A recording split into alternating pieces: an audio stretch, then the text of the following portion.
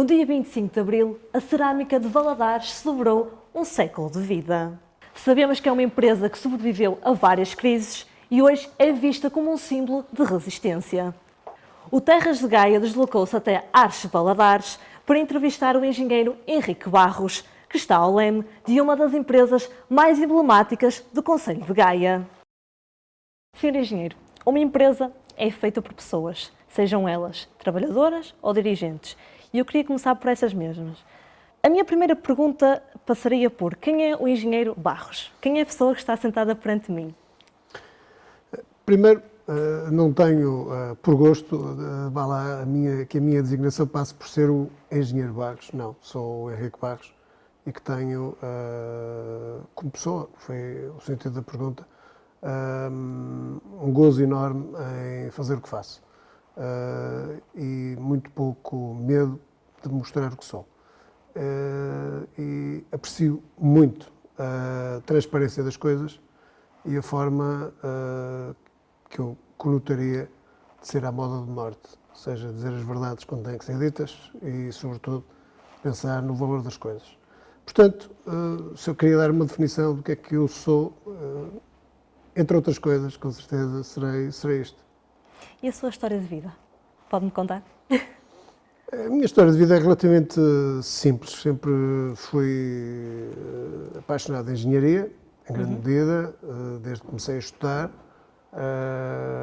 Foi naturalmente influenciado um bocadinho pela minha família, nomeadamente pelo meu pai e pelo meu tio, que tinham formação na área, e por acaso o meu início de trabalho foi relacionado com a engenharia, digamos assim, com uma empresa ainda por cima que termina hoje a sua vida, ou pelo menos uma unidade termina hoje a sua vida, que é a Refinaria do Porto. Okay. Foi o meu primeiro posto de trabalho. A verdade é que acabei por entrar numa empresa de consultoria que me deu a oportunidade, isto é, e sem saber a grande coisa da vida e da profissão, portanto era como se fosse ensinar pessoas mais desconhecedoras dos assuntos que eu, e eu afinal aqui a aprender, mas foi uma sorte para mim, porque visitei um conjunto enorme de indústrias, nomeadamente a área têxtil e da metalomecânica, e rapidamente comecei a achar que o meu trabalho era muito pior e muito menos interessante que aquele que eu via ser executado em empresas que tinham condições de trabalho às vezes difíceis, ambientes de trabalho um pouco belicosos, mas onde era possível concretizar, fazer. Não demorou muito a decidir procurar um emprego numa indústria e que, de algum modo, me realizasse. E depois de algumas pesquisas tive a sorte de entrar na cerâmica de Valadares, na altura. E a verdade é que, nos primeiros momentos, arrependi-me, porque conheci empresas que tinham 100 pessoas, no máximo, portanto era tudo ir para baixo, e entrei numa empresa que tinha 850 pessoas. Onde, de facto, tínhamos aquele síndrome da formiga. Somos muitos, mas afinal não somos ninguém. Realmente, nessa altura, aprendi uma coisa que é muito importante e que hoje me é crucial na atividade que tenho, sobretudo com a responsabilidade que tenho, que foi o aprender o valor do conhecimento adquirido fazendo coisas e, sobretudo, ouvindo pessoas. E aprendendo com aqueles que, teoricamente, nós às vezes entendemos não terem a preparação teórica ou dos estudos, e isso, nesta casa, era uma grande lição de vida. Aqueles que mais me ensinaram a ser engenheiro, por um lado, e a ser homem, por outro, foram esses. E neste momento, o que é que tem sido mais difícil para si? Nesta fase? Nesta fase. Sim. Digamos que, como gerente, se quisermos, a dificuldade passa pela responsabilidade de não falhar às pessoas e, no fundo, até concretizar isto que estou aqui a dizer. É fácil dizer, evidentemente, há aqui muito de sonho, se quisermos, que às vezes não se consegue concretizar, mas a verdade é que também há um contexto de, se não dermos o devido exemplo, se não dermos a orientação, se não definirmos uma linha de atuação, e se as pessoas não acreditarem, porque essa é outra conversa, digamos, é o fator decisivo, é as pessoas acreditarem nas pessoas, neste caso nos dirigentes, por muitas regras e muitos incentivos, até monetários, as coisas podem não funcionar. Nós podemos ter as peças todas em cima do tabuleiro, até podê-las conjugar bem, mas há lá qualquer peça que falha para aquilo não funcionar de facto. E neste ponto, isto começou com um processo em que, de facto, as pessoas que vieram trabalhar connosco eram essencialmente ex-colaboradores da antiga empresa, então conheciam-na muito bem e tinham perdido o seu emprego, sem saber como, e com aquela consciência de que é que fizemos de mal para isto acontecer. Tendo aqui a oportunidade de refazer a sua vida profissional, vieram também recuperar a sua dignidade profissional. E vieram provar a quem achava que por culpa deles isto tinha fechado, não é? Sim. Vieram provar que não foi por nossa culpa, porque isto vai vingar. E tinha digamos, um processo extra, uma motivação extra, que os que vieram trabalhar, dos 100 que vieram trabalhar, ficaram 300 lá fora. Sim, sim. Estes 100 que vieram trabalhar sabiam que estavam também a trabalhar para os seus créditos, ainda por cima, porque a empresa, a Arches, quando foi criada, alugou as instalações da massa insolvente, portanto isto não era da Arches. Okay. E, portanto, criou as condições para fazer a sua atividade e, de algum modo, remunerar a massa insolvente. Ora, remunerando a massa insolvente era remunerar os credores, entre os quais os primeiros de todos são os trabalhadores. Portanto, entre os quais também alguns que cá estavam a trabalhar. Ora, quer os de dentro, quer os de fora, ajudaram imenso a que o processo tivesse sucesso. Portanto, as pessoas que vieram com a determinação de dizer não, eu vou mostrar porque não foi isto, não foi por mim que isto falhou. Portanto, trabalharam durante muito tempo, a fazer horas, sem receber valor a mais, porque queriam mesmo que isto vencesse. Ora bem, e nesse ponto toda a envolvente ajudou imenso. Mas há sempre um mas nesta questão. É que quem dirige uma empresa destas, e não estou a falar só por mim, estou a falar por toda a administração, os meus colegas tiveram que fazer iguais ou maiores sacrifícios do que eu fiz para mostrar que estávamos cá todos no mesmo processo. Penso que transmitimos a mensagem certa para que acreditassem no que estávamos a fazer e acreditassem também no nosso exemplo, evidentemente. Como é que se consegue manter uma equipa confiante e tranquila perante estas crises? E confiante nos dirigentes? A Valadares, entre aspas, Valadares Marque e Serrano é muito experiente em crises, não é? Portanto, tem um doutoramento de crises. E a questão é que as crises, habituamos-nos a considerar que as crises são basicamente muros que se transpõem para novos desafios, para novos patamares. E é evidente que subir custa muito mais do que descer. Descer não custa nada, embora o resultado está-se mesmo a ver o que é que vai ser. O que está em causa é que a perspectiva da empresa passa por, se tivermos um problema, e tivemos muitos, já de tempo da Arches, foi muito difícil trazer a Arches até aqui, não pela Arches, mas por tudo que tivemos que vencer de desafios colocados do exterior em particular, nomeadamente o mercado, que obviamente tinha em nós uma ideia de a marca fechou, a empresa fechou, tem que evolução que fazer. Bom, muito pouco capital investido de início, portanto tivemos que fazer das tripas coração para, de algum modo, manter a empresa em atividade. Isso também nos deu a necessidade de gerir isto muito bem e ganhar o necessário para continuar a investir na empresa.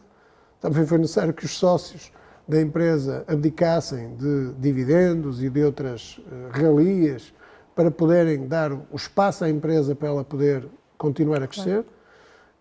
E, indubitavelmente, os trabalhadores deram muito do seu esforço de forma quase gratuita, não gratuita, evidentemente, mas com um valor que não foi, diria, justamente pago, considerando o esforço e as horas que cá passaram, mas que, conjugando tudo isto, deu para vencer essas dificuldades de toda a ordem e, portanto, estamos aqui hoje num momento um bocadinho mais sólido, mais afirmativo, penso com condições para crescer, mas depois de um trajeto muito difícil.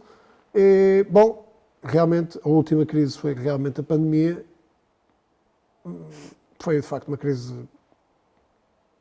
de brincar um pouco, uma crise engraçada, porque levantou questões que não estavam no pensamento de ninguém na sociedade, que é o facto de a gente se proteger realmente de uma doença, que é coisa que normalmente não fazemos. Normalmente somos muito pouco conscientes sobre uma presença de uma doença.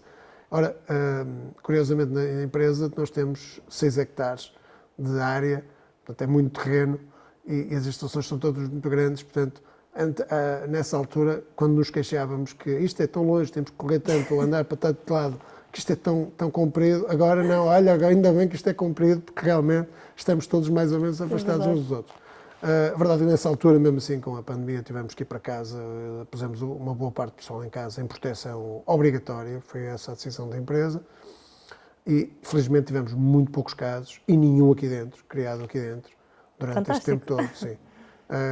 Porque realmente tomamos medidas draconianas muito fortes na proteção das pessoas, isolamos as equipas e para dar um exemplo, tínhamos uma equipa no armazém que nunca saía do armazém, tínhamos uma equipa na fábrica que só fazia manutenção à fábrica, mais nada, e não tocava em mais ninguém, nem via mais ninguém, tínhamos uma equipa na área administrativa que era tudo por computador e à distância, ninguém se aproximava uns dos outros, e havia um administrador à vez, todas as semanas, que vinha cá ver mais ou menos, e assinar uns cheques, ou assinar uns documentos, não interessa, e tínhamos a empresa, durante 3 meses, tivemos mais ou menos a empresa a funcionar assim.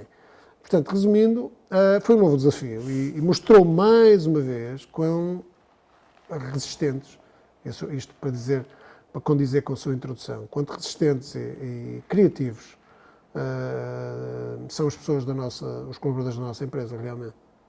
Seria assim que caracterizava a empresa? Com uma palavra? Resistente? Seria essa a palavra? Seria uma das palavras. Seria uma das palavras. Tem muitos adjetivos que se lhe pode atribuir. Durante 100 anos passaram por tanto. É verdade. E tem um contexto, diria, de sabedoria, já mais do que de resistência, até certo ponto, de percepção do que a rodeia e de uma enorme união geral das pessoas, mesmo que nem tudo esteja em acordo, quando toca a reunir, as pessoas dão um passo em frente, e porque acreditam num projeto de trabalho, é um emprego. O primeiro motivo das pessoas cá estarem realmente é terem a sua vida realizada, sim, em termos de remuneração e de condições, mas para muitos, não diria para todos, mas para muitos tem uma missão. E isso leva a que a empresa adquira outros adjetivos que não só a resistência, que acaba por ser uma consequência de tudo o que está por trás, que são os valores que a empresa tem. Economicamente, esta empresa foi muito importante, principalmente para a freguesia de Valadares. Sim. Eu diria que esta empresa marca, sim, e digo isto porque freguesia é de Valadares. Hoje, se quiséssemos registrar a marca Valadares, não podíamos, curiosamente, é proibido pela lei. Pois. Eu só posso dizer, chegamos primeiro.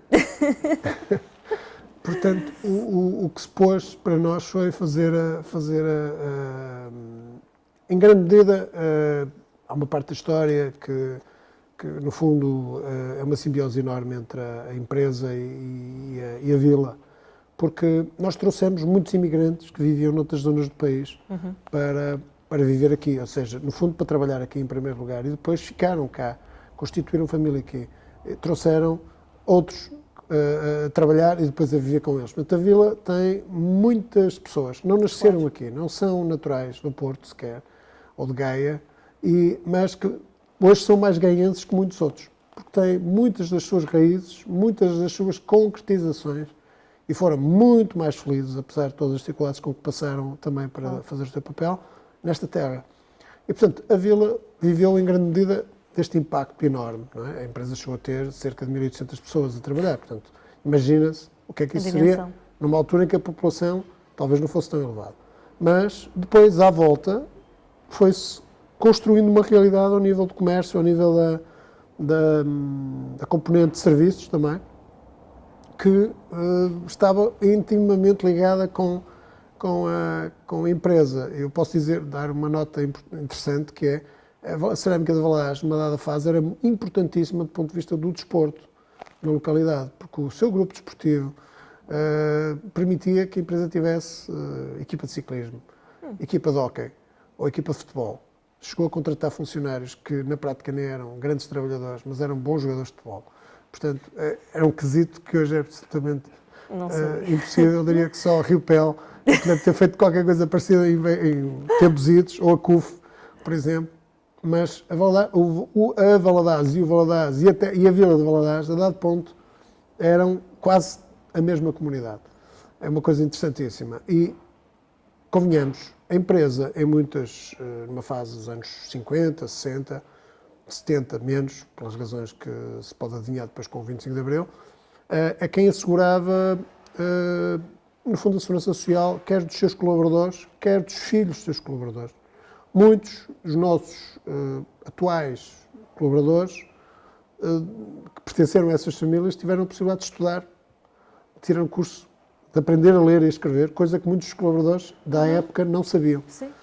E nesse ponto a empresa financiou, ajudou, e, digamos, apoiou os seus, na altura, colaboradores, a sentirem um nível de conforto e um nível de realização que não eram, que hoje pareciam absolutamente, diria, não, quem faz isso é a Segurança Social, quem faz isso é o Estado, realmente o Estado do país não é muito bom por causa disso, é porque realmente as empresas, e algo que se desconhece, ou pelo menos não se valoriza, pelo menos, as empresas são, porventura, a última célula da sociedade onde todos nós, além de nos realizarmos com coisas que fazemos, aprendemos valores que hoje já não temos em casa e que não temos na escola.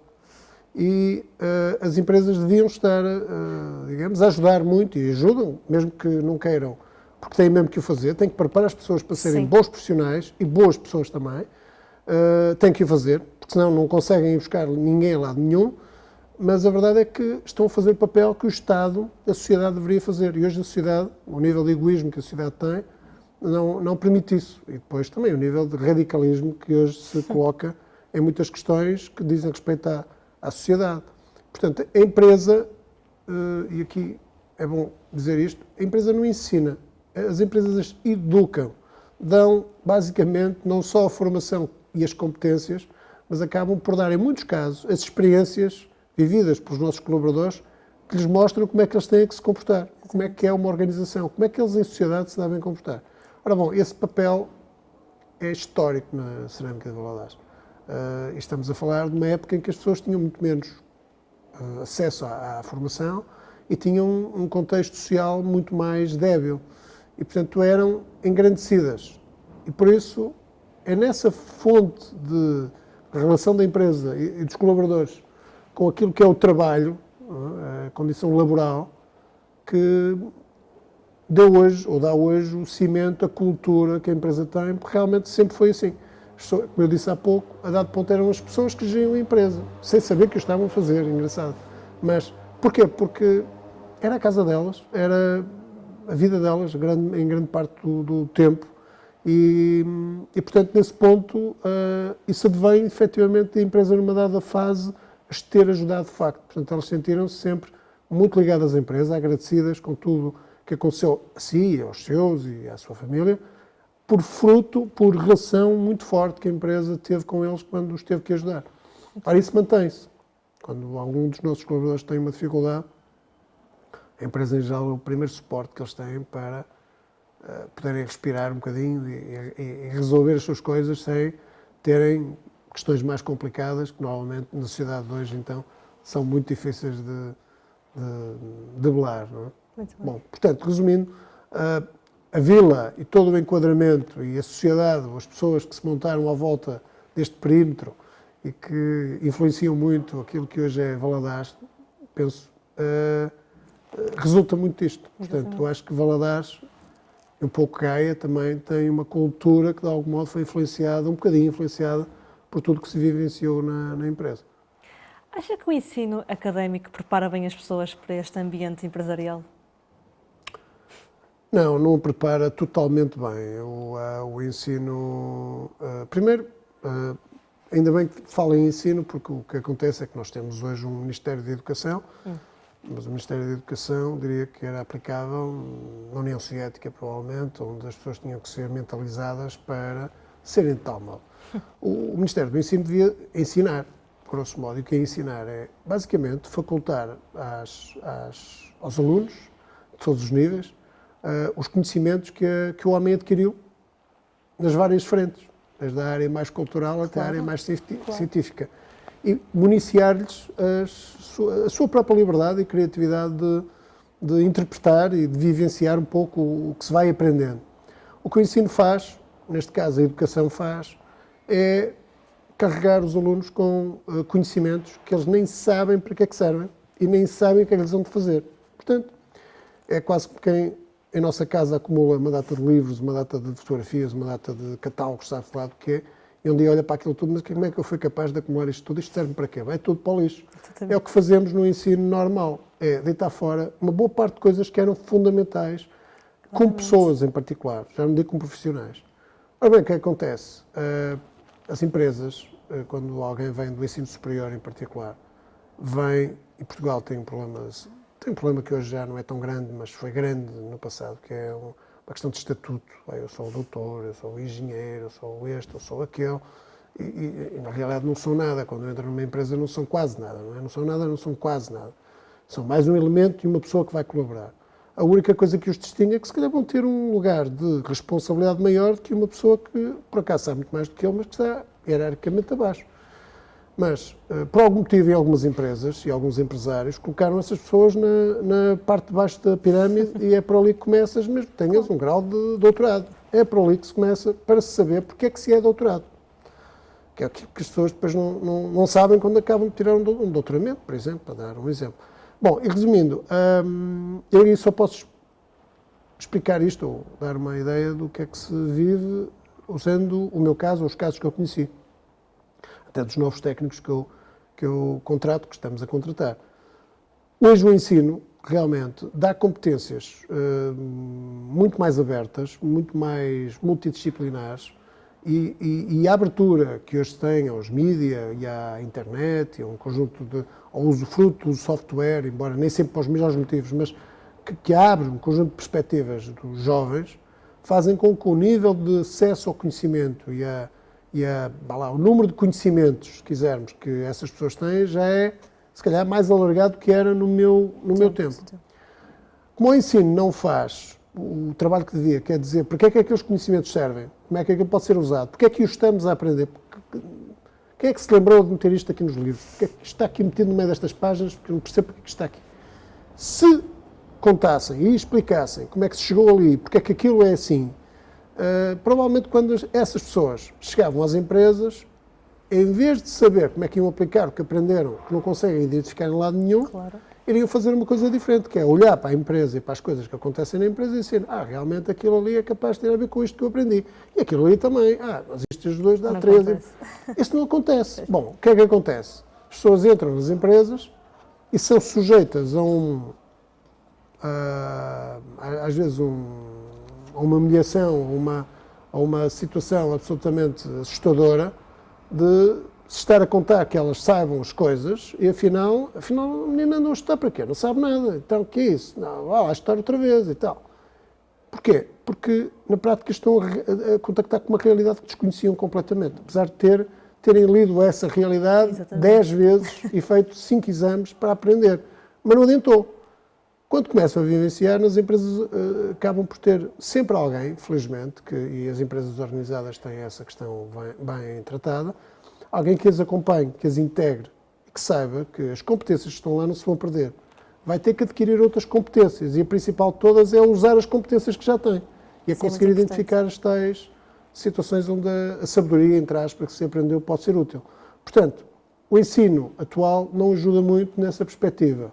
No entanto, abre campos em que, se quem deste lado percebe que o potencial está lá, deve colocar as pessoas nos locais, nas áreas, às vezes contrariando a sua formação académica, curiosamente, porque as pessoas tiram cursos, mas muitos não gostam do que aprenderam, porque realmente não diz com o seu perfil, não diz com a sua vontade própria, mas bom, aconteceu, é mais um curso, tirem um curso, isso é que importa, não é isso que importa. Mas, resumindo, a dada altura descobrem nas empresas que são muitíssimo bons em áreas que, se calhar, foi aquela que deixou para trás no curso e, portanto, a dado ponto especializa-se. Temos muitos advogados, bons gestores de empresa e muitos economistas, excelentes engenheiros e por aí fora. Porquê? Porque as pessoas têm um dom. Muitos de nós temos algum dom sobre uma atividade que devemos poder fazer bem ou sem esforço, porque aquilo parece-nos natural. não é? E não precisamos ser génios para isso. Agora, infelizmente, o ensino não está preparado para isso e a sociedade prepara grandes quantidades de técnicos e de alunos do ensino superior e, em muitos casos, eles perde-se o ensino deles e perde-se a sua própria confiança. E esse é um aspecto fundamental. É que, quando entramos numa nova empresa, seja, digamos, mais experiente ou menos experiente, a nossa tendência é exatamente provar a nós próprios, em primeiro lugar, que somos capazes, sobretudo quando somos mais novos. Pois. E a segunda é provar aos outros que somos capazes. E esse é um momento doloroso. É doloroso e depois esfuziante, quando a gente consegue dizer, eu consegui, aquilo foi feito por mim, epá, que orgulho, vou para casa e já nem durmo hoje. Bom, porque a ânsia é enorme de provarmos-nos a nós mesmos que estamos no nosso, que é o nosso projeto. E esse é o ponto onde eu sempre tive sorte. Sempre estive no meu projeto. Portanto, nunca tive, diria, dificuldades desse tipo, mas fui um privilegiado. Mas aprendi nesta casa, efetivamente, a ter a humildade de perceber que tinha muito para aprender. Sim, engenheiro. Na sua opinião, qual é que acha que é o papel de um empresário em termos de organização de um país? Começa um bocadinho por aquilo que eu disse há pouco, as empresas têm um papel social fundamental. E não é só que pagam salários e mantêm a economia a funcionar. Estabelecem-se, sobretudo, em cima ou com as pessoas que empregam e que ajudam a melhorar. E desempenham um papel social naquilo que eu já referi, os valores que lhes transmitem e o orgulho que têm ou não têm no que fazem. Mas depois têm papéis muito mais importantes. São elementos de um exército, se quisermos, que mantém a independência dos países. Sobretudo se forem empresas que evoluam no seu know-how, que adquiram novas formas de saber fazer as coisas e que consigam exportar. Um país, de uma forma geral, isto é uma visão um bocadinho liberal, que hoje em dia está fora de moda, começa agora a aparecer um bocadinho nas notícias, mas que é um país, como a nossa casa, aliás, deve, em princípio, exportar mais do que importa. Ou seja, deve ganhar mais do que gasta. Ou então alguma coisa vai acontecer ao contrário, não é? Ora bem, não é difícil perceber que uma empresa deve montar a sua estrutura para ter lucro, em grande medida. Lucro não quer dizer que seja somente o lucro financeiro. Tem que criar valor, tem que aumentar os seus ativos, tem que criar riqueza. E depois, essa riqueza não tem a ver somente com o estoque que tem ou com a tabela de preços. Tem a ver com a capacidade de fazer produto que os outros não conseguem. Tem o facto de, mesmo sendo uma empresa pequena, poder exportar para a Austrália, por exemplo, e vencer à distância. Ainda por cima, hoje em dia, isso é um pouco mais fácil. Ora bem, esse tipo de valor que as empresas criam é, no fundo, somado, é aquele que mantém um país forte.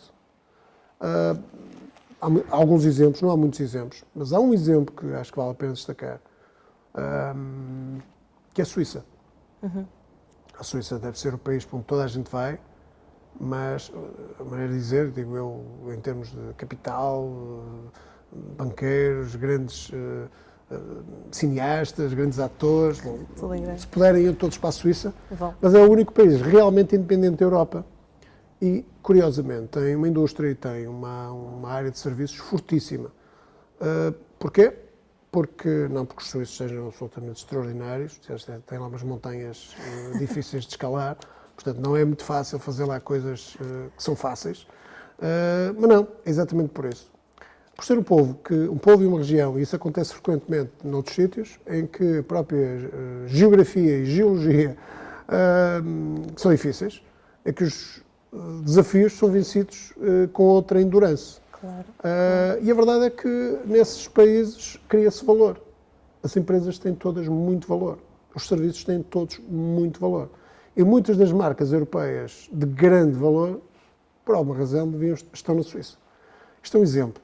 Não é que eu tenha a Suíça, por exemplo, porque prefiro estar mais à beira-mar do que estar lá no meio das montanhas. Mas Portugal poderia perfeitamente ser uma Suíça, num certo sentido. Mas não é. Até porque não tendo as montanhas, tirando a Serra da Estrela, é muito mais fácil fazer coisas como autoestradas, que infelizmente são demais.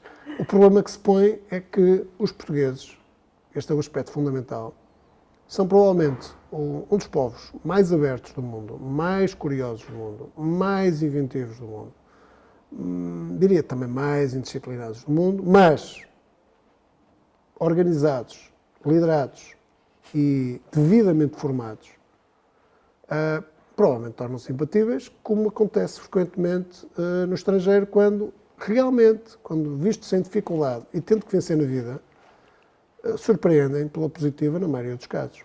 As empresas têm o mesmo desígnio, ou seja, sendo mais pequenas, tendo Portugal sendo um país mais pobre, portanto, tendo menos recursos, tem mais que fazer bem para vencer. Obviamente, há muitos exemplos em Portugal de empresas que vencem no exterior sem apoios do Estado, sem apoios do próprio país, que não seja a sua própria população e a sua própria capacidade de criar valor. Ora bem, portanto, as empresas numa sociedade e a gestão das empresas, os gestores das empresas, digamos que há quem lhes chame patrões, se forem conscientes e tiverem, de facto, um papel positivo e é aquele que lhes deve caber, são essenciais à saúde de um país e à independência de um país, que é isso que a Suíça é. Um país independente, porque vive de superávites praticamente todos os anos, ao contrário de alguns outros países à beira-mar plantados, onde os déficits são quase permanentes. Latinos.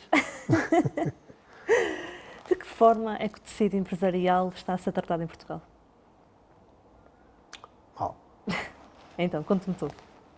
Mal, neste sentido. Primeiro, existe um estigma muito grande em relação aos empresários, de uma forma geral. Portugal vive de uma situação, e estou à vontade para falar porque não sou rico, portanto não tenho problema nenhum, nem sei, e sei que não irei enriquecer muito com aquilo que vou fazer, mas o meu objetivo, os meus objetivos são um bocadinho mais diretos. A verdade é que muitos empresários, de forma anónima e de forma, diria, sem grandes condições, têm feito muito pelo país, fazendo crescer empresas completamente anónimas que só são conhecidas no estrangeiro. No estrangeiro, na área em que trabalham, são consideradas, muito mais consideradas que em Portugal, e que, infelizmente, em muitos casos, em Portugal, só se fala das empresas quando há ou questões de corrupção que envolvem empresas que não são verdadeiramente empresas e que não criam grande valor em Portugal, ainda por cima, ou porque os empresários ou as empresas se tornaram muito ricas e muito poderosas. Ora, esse processo é claramente um erro. As empresas que crescem e dimensionalmente, algumas à escala portuguesa são muito grandes, são aquelas que criam mais emprego, são aquelas que criam mais, portanto, espalham mais riqueza por mais entidades. Ora, quando se contrariam empresas dessas e se querem que elas sejam todas pequeninas e muito micros, são todas muito jeitosinhas para depois terem um layoff parado durante 3 meses ou um ano inteiro, como aconteceu no caso da restauração, que é um setor admirável, um dos melhores serviços que Portugal presta é realmente a restauração, portanto devia ser protegido, devia ser valorizado, muito mais que os museus, convenhamos. Mas resumindo, as circunstâncias são as de que as empresas, de facto, às vezes parece que atrapalham. E os empresários, aqueles que se atrevem a ter alguma voz, com o seu exemplo ou com a sua postura, normalmente não têm grande sorte, porque a sociedade e em geral, o poder não entende isto da melhor forma, na minha opinião. Mas, resumindo, nós somos, de facto, contribuintes líquidos do país. Até porque criamos, direto e indiretamente, muitos impostos que asseguram que hajam condições para que o país funcione e hajam condições que protejam, pelo menos, aqueles que mais merecem ser protegidos. Gostaríamos nós de ter, porventura, e digo isto com total abertura, de ter que pagar menos impostos para poder ajudar mais as nossas pessoas. Porque, obviamente, seria muito mais fácil, muito mais justo. Nós conhecemos as pessoas diretamente e quando agimos de mal com elas, nós somos observados com toda a atenção. Portanto, não estamos num estágio de afastamento tal das pessoas que possamos dizer que não fui eu que fiz, que a culpa não é minha. Não. Quando agimos mal, está cá. Portanto, era muito mais fácil às empresas, em determinadas condições, estabelecer relações de segurança social, digamos assim, garantindo até principalmente os empregos, do que estarmos a pagar impostos e taxas e outras questões que vão para uma máquina do Estado e, em muitos casos, são desperdiçados em aspectos que não são aqueles que defenderiam o interesse das pessoas. Portanto, parece-me que algo está errado nisso, mas, infelizmente ou felizmente, nós temos que continuar a conviver com essa realidade e a fazer o nosso melhor para que um dia isso possa mudar um bocadinho e facilitar-nos um pouco a vida. Esperemos. Vamos ver. Senhor Engenheiro, vamos entrar na rúbrica das perguntas difíceis. São apenas 5 E só depende da sua resposta e justificar, mais nada. Está bem? Ok. Primeira, qual foi o momento mais difícil da sua vida? Foi quando saí aqui da empresa da segunda vez. Da segunda vez? Ok. Qual foi a melhor decisão que tomou na sua vida? Por acaso foi voltar da segunda vez à empresa. É tudo à volta da empresa. O Em seu geral, pior sim. momento e a sua melhor decisão. Sim. Aquelas que mais impacto tiveram, sim. Ok. Quem é a pessoa mais especial para si e porquê? Isso aí é a minha mulher. E exatamente porque, por uma razão muito importante. Porque Apoio tem o muito. espírito crítico necessário para me fazer luz sobre algumas coisas em que às vezes o nevoeiro que se instala não deixa, não é? E, portanto, sobretudo aí. Não esse é o principal apoio e é o apoio que naqueles momentos difíceis mais é necessário, não é? Está sempre lá. E que está sempre lá. Atualmente, o que é que pensa na maioria das pessoas? Não percebi, João. O que é que pensa da maioria das pessoas? Como é que são as pessoas hoje em dia? O que é que pensa delas? Bem, eu teria muitas variantes, digamos assim. Agora, efetivamente, eu hoje eu, por natureza, sou um otimista e em relação às pessoas, eu acho que às pessoas, à sociedade, eu diria num contexto mais global, acho que hoje estamos numa sociedade bastante mais justa, apesar de tudo, do ponto de vista da consciência que todos temos de algumas questões que eram, digamos, esquecidas ou eram menos importantes. A sociedade evoluiu muitíssimo nesse domínio. Isso é bom. Agora é muito mais exigente, porque infelizmente também, ao nível daquilo que é a comunicação social, a comunicação geral que existe, que às vezes não tem nada de social, existe uma distorção, uma imagem distorcida e trabalhada sobre muitos aspectos da sociedade e que, a meu ver, insultam aspectos que vieram da história, aspectos que vieram da nossa cultura Põe e em que causa. tornam aparentemente as pessoas ou a sociedade um problema mais do que um fator positivo. Portanto, espero que a humanidade, de uma forma geral, que é uma espécie absolutamente notável, embora temos que ter a humildade de reconhecer que se nos cair um meteorito provavelmente desaparecemos no dia seguinte. Portanto, convém que nós tenhamos a noção que não temos limites. Ou melhor, que temos limites. E, portanto, nesse ponto, acho que a humildade e a sabedoria seria, de facto, muito interessante para todos nós se nos determos sobre muita coisa que está a acontecer. Portanto, agora, eu sou um otimista e considero que hoje as pessoas têm valores que acho que devem ser adaptados à vida de hoje em dia, mas claramente a esperança que eu tenho é que efetivamente o mundo vai evoluir muito positivamente nos próximos tempos. A última. Se tivesse um superpoder, qual seria? Ui, deixa-eu pensar. Isso é mais difícil. Não me estou a ver com nenhum Nunca superpoder. pensou nisso? Não, nunca pensei nisso. O que é que eu mudaria? Para ter um superpoder só é útil se ele mudar alguma coisa para melhor, não é? Muito bem.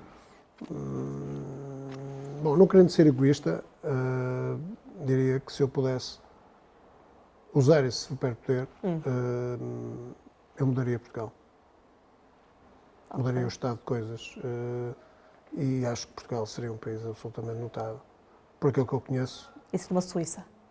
muito melhor que isso. Ok. Muito melhor. Tinha praia e sol. E uma comida fantástica. Portanto, eu acho que o problema é que íamos ser pequeninos para tanta gente que queria vir parar. Muito bem. Sim, mas era isso. Para finalizarmos esta entrevista, tem alguma mensagem que queira deixar? Diria nunca desistir. É um aspecto que eu acho que os portugueses já mostraram muitas vezes que não desistem e quando as coisas são difíceis desistem menos ainda. Nós aqui vivemos isso muitas vezes e eu aprendi isso em muitos sítios. Conheço muita gente que não desiste, anónima, sem grande aparente valor, mas que não deixa de lutar, nem cria condições para que a luta desapareça. Mas resumindo, é importante que nós, como profissionais ou como cidadãos, entendamos que temos um papel e de uma forma geral, deixamos-nos afligir ou preocupar com coisas imediatas, mas a vida é relativa em relação aos momentos que estamos a viver, porque as coisas importantes vêm mais à frente muitas vezes. Portanto, o não desistir tem um bocadinho disso, tem a ver com o facto de nós não nos termos que centrar num contexto imediato de alguma gravidade, de alguma situação que nos está a acontecer e que àquele momento damos muita importância, porque se levantarmos a cabeça, vamos aqui à frente, temos oportunidades que se estão a abrir, que ainda não chegaram, mas que se soubermos esperar, trabalhamos para elas, vamos conseguir. E isso é o que a vida nos vai mostrando muitas vezes. Claro que em proporções diferentes, de acordo com a vida que cada um tem, não é? Mas, de facto, se tivermos essa consciência, não nos deixaremos influenciar muito pelas dificuldades. Muito obrigada por esta conversa. Nada, Não sei se gostou. Foi um prazer, sim, gostei. Muito bem. Desejo bem, muito parabéns. sucesso. Obrigado. Obrigada. Obrigado. Esta foi a grande entrevista ao engenheiro Henrique Barros. Já sabe, o nosso compromisso é com a atualidade de Gaia. Obrigada por estar desse lado e até à próxima.